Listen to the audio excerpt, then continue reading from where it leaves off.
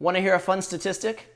93.5% of men utterly suck at flirting. You know what's fun about that? The fact that I just made it up. Do you know what's not fun about it? The fact that it's probably roughly accurate. Most men are terrible at flirting, and there is nothing fun about a man who can't flirt, and there's even less that's fun about the dating life of a man who can't flirt. But here's the good news. Flirting actually can be incredibly simple. And in this video, I'm going to share with you the absolute simplest effective flirting method I've ever learned in my 24 years dating and being a dating coach. So here it goes, the ultimate flirting cheat code. In order for you to understand this flirting cheat code, there's two things I need to briefly explain first. And that is, what is flirting and what are the most common things guys do instead of flirting? For the purposes of this video, we're going to keep the definition of flirting very basic, and we're going to say flirting is basically giving a girl a hard time in a good-natured way. It's not being insulting, but it's certainly not being nice and kissing her ass. It's a very simple, basic definition of flirting. It may not cover every single intricacy, but for the purposes of this video, it will work. The other thing I want you to be aware of is the variety of things guys do instead of proper flirting. One thing men do to try and impress and arouse women is they try and convince them with their resume. They try and give them a series of facts in order to convince them to like them. And this is not fun, it's not lighthearted, and actually what it comes off as is trying to impress. It's the opposite of giving a girl a hard time. The other thing that guys will do is shower a girl with compliments. The idea being if you make her feel good, maybe feel good in your presence, well now she's going to like you. What that ends up doing, though, is putting her on a pedestal, making her think she's better than you, and making her not respect you and not like you. Or what some other guys try and do is they just try to be overtly sexual or even overtly physical. And if you try and do that with a girl who's not ready for it, she's going to be very put off, and she may actually feel very uncomfortable or even threatened by that.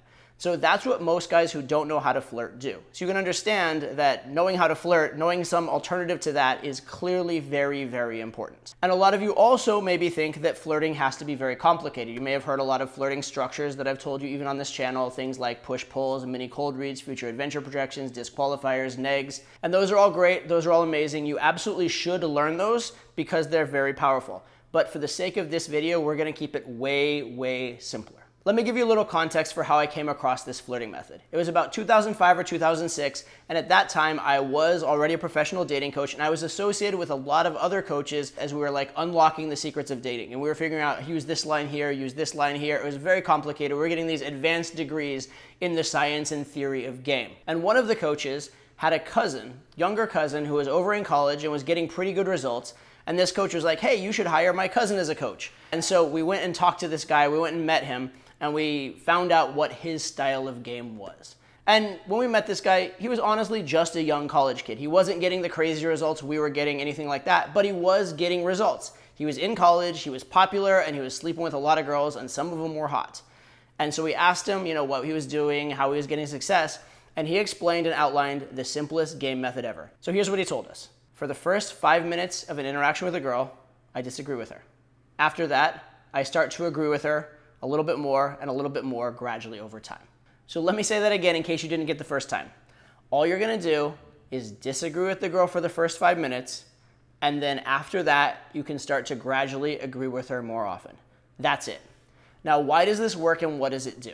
Well, when you disagree with a girl, you're showing a willingness to disagree, which is huge because a lot of guys spend the entire interaction kissing girls' ass, agreeing with them. If she's into rock, they're into rock. If she likes cereal, they like cereal. If she, loves walking on the beach, they're all about the beach. And it looks very lame. It looks like you're falling into her frame. It looks like she can do no wrong. And your compliments start to be meaningless. If everything she does gets a compliment, the compliments are worth precisely zero. But once you have shown a willingness to disagree, now your compliments mean something. Now your compliments have an emotional effect. Also, the fact that you're showing a willingness to disagree means you probably don't have an agenda. You're not trying to get anything from her, because why would you disagree with her if you want to get something from her? See, these guys that are being super nice to a girl, it looks like they're trying to butter her up because they want something. As soon as you disagree, she thinks, well, okay, at least he's honest. At least he's being real with me. At least I can trust him. The other thing that disagreeing does is it creates a sense of validation, right? They've been devalidated by you disagreeing with them. And then later on, if you agree with them or if they win you over or convince you with an argument, that is validating. That is a win for them. It also creates tension. The feeling of tension, the feeling of a little bit of conflict is very powerful emotionally. Think about when you watch a movie. Would you want to watch a movie with no plot, no conflict, no tension? It would be incredibly boring. You'd probably walk out of the theater. But put a little plot and tension and a few explosions in there, you're into that movie. This is what you're creating with disagreement. And then you start agreeing with her, but it's gradual. At first, maybe you partly disagree and agree a little bit, and then you agree a little more and agree a little more and agree a little more. And what you're doing is you're actually creating an emotional experience for the girl. You're creating a scenario, again, talking about a movie. The movie plays out like a romantic comedy. At first, the protagonists don't like each other. Then they start to see a couple positive things about each other, but there's still a lot of tension. And then eventually, at the very end of the movie, they agree, and there's this climactic kiss, and Hollywood cut to black. You're giving a girl an emotional experience. It's very powerful. And it's very, very simple. Now let me go back for just 1 second to the definition of flirting I gave at the start of this video. I said giving the girl a hard time in a playful way. So when you are disagreeing with a girl, you're not gonna be angry about it, you're not gonna be mean about it, you're not gonna be insulting about it, and ideally you should be playful and lighthearted about it. For example, let's say you're gonna disagree with a girl about what sport she played. You don't be like, that sport is dumb and so are you. That's not the right kind of disagreeing. That's not playful. That's not flirtatious in any way, shape, or form. On the other hand, if she said she played a certain sport, be like, oh, sorry, I can't go with you on that. Volleyball? No. Volleyball, that's so 20 years ago. Baseball's the thing now. Sorry to tell you. You can disagree, but you're disagreeing in a fun and playful way. Or be like, oh, you know what? I was really into that too when I was 5. Those are fun ways of disagreeing. Right? And then of course you can outline your case, you can have an argument, but throughout the argument, you're still respecting her, she's respecting you, you're both good people, you just happen to disagree, and you're willing to give her a little bit of shit about it. That's what you want to be cultivating here. It's a little hard to define in an explaining video exactly what the tone should be, but here's a hint. If you're smiling or smirking, you're probably on the right track. And over time, you're gonna get better and better at this because you're gonna see what works. You're gonna see when you have a certain tone, the girl seems to really respond to it. The girl starts giggling, playfully punching you, getting flustered, those types of things. So you're gonna see what works very, very quickly as well. So that's it. That's the simplest flirting method, and it absolutely does work. You should start there if you're not good at flirting. Once you're doing that though, let me tell you how to make this very simple method even better.